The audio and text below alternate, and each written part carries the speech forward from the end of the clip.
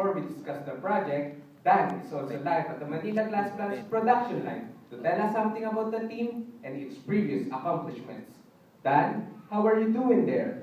I'm smoking hot down here, Darwin. I'm here at the exact location where current concern is currently happening and the team is about solved. But before that, let me tell you a little background of the team. Team Innovators is composed of very humble and young engineers from Glass Forming Department, organized in June 2014. Upon the formation, the team already won several big projects which includes improvement of resin flow efficiency and reduction of lubrication consumption. Not only that, Team Innovators got gold and People's Choice Award in the recent QCRC and PICNC. Back to you, darling Brian.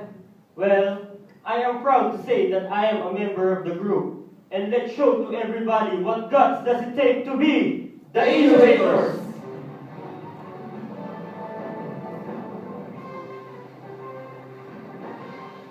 Going back, Darwin, do you have any idea how the glass bottle was being formed? Not so much. Can you tell us more about it, Brian? To give you an idea, glass forming process starts when the molten glass from the furnace tank travels from the working end up to the foreheart, wherein refining and conditioning were done to produce a homogeneous glass. And then, it is conveyed to the spout and to the feeder to form a gum and fed directly to the IS machine where the glass bottle starts to form. After the bottle was formed, it is then traveled from the conveyor up to annealing layer to relieve internal stresses. Noted, Brian. Of course, every process has their respective key performance measure, and for our department, downtime is one of the main indicators. Based on the downtime report, the team had identified 4 major areas that attributed to glass forming related downtime, from feeder, utilities, IS machine, and wear handling. Among all 4 areas, feeder-related has the highest share of downtime with a total of 45.91%. With this, the team's initial problem statement is High downtime attributed to feeder with a total of 1,420 minutes or equivalent to 45.91% from January to October 2014.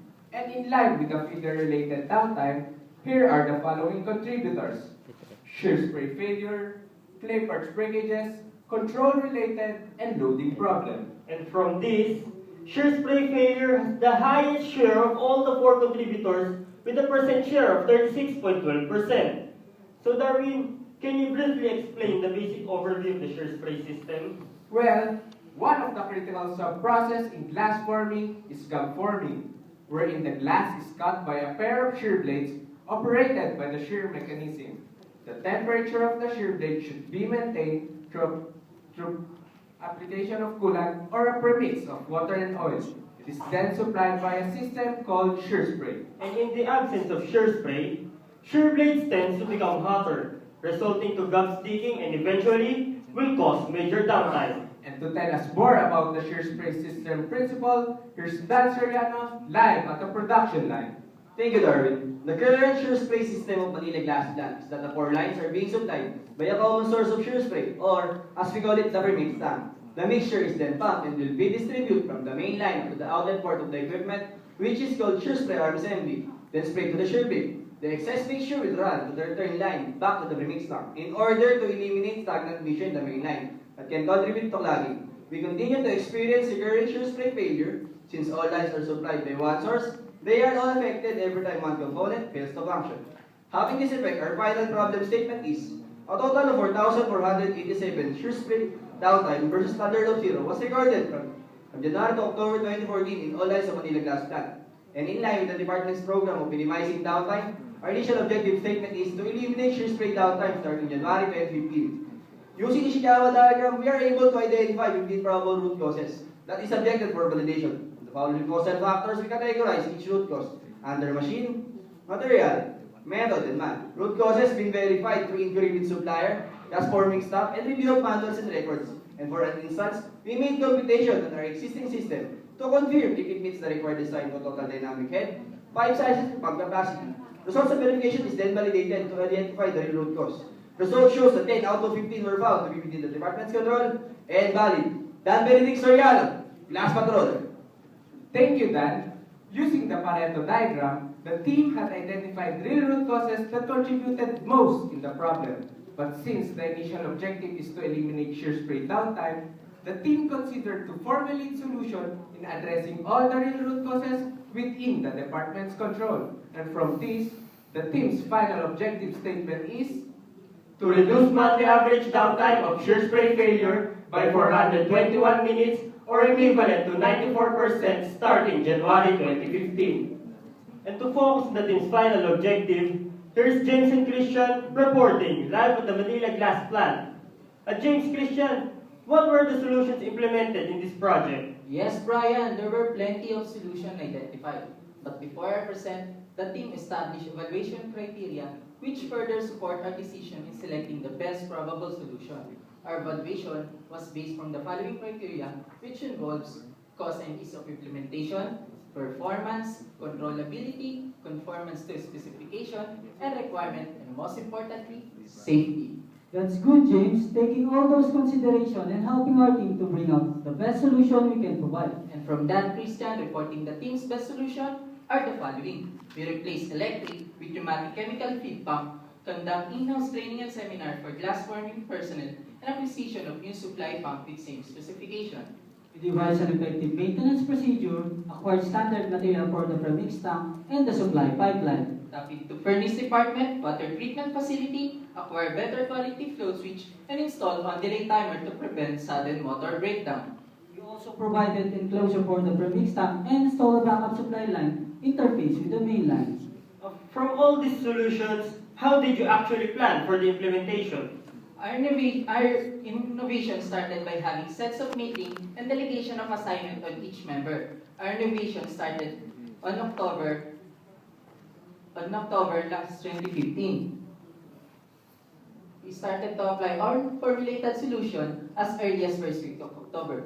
With these, innovations were incorporated in our project. We reconditioned the available pneumatic oil pump and use it as chemical feed pump. This avoids possible motor failure and reduce the cost of repair. Another is the improvement of controls, the installation of on-delay timer to prevent power surge after power failure occurs. We also fabricated new premix tank made from available stainless steel sheets in the department. The new material complies with the supplier's recommendation of using stainless steel rather than mild steel.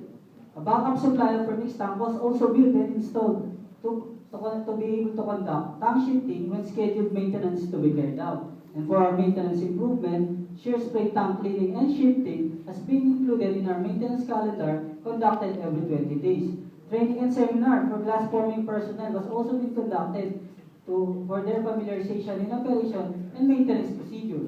And to ensure water safety level, an interface with the furnace department has been done to tap to their water softener facility.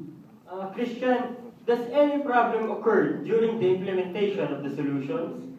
Yes, right. During the implementation, we may encounter potential problems. These problems were being anticipated and analyzed by the team. Appropriate measures and preventive action were established, while contingencies has been planned with corresponding responsibility to each member to address this problem in case they happen.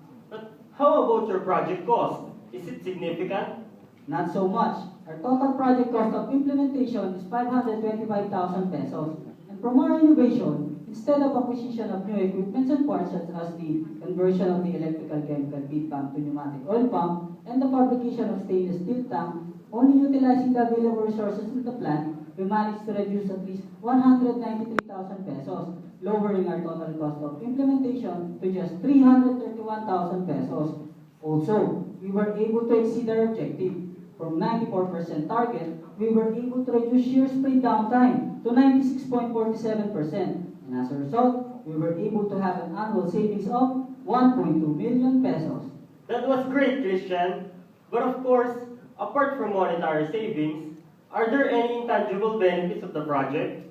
Well, other benefits of the projects are We were able to improve our maintenance program, prevent damages to machine and molds caused by loading trouble, and improving customer satisfaction, both internal and external customers. Not only that, we were able to eliminate line over, which is one of the major concerns of our customer, and thus improving our productivity and product quality. Also, we were able to ensure the reliability on continuous operation of equipment. And as a result, glass forming personnel have more time to focus on other equipment problems and improvement of maintenance system. Lastly, we were able to enhance our decision-making through the application of problem-solving process. Darwin, Brian. That's good, but how about the standardization? Was it being accepted by the management? Yes, Darwin, the management already acknowledged all the solutions the team has implemented. The new maintenance procedure for shear space system is now part of our quality manual. After standardization, team innovators, Mission accomplished. I am Christian Fernando. And I'm James Ryan Arigo, Glass Patroller.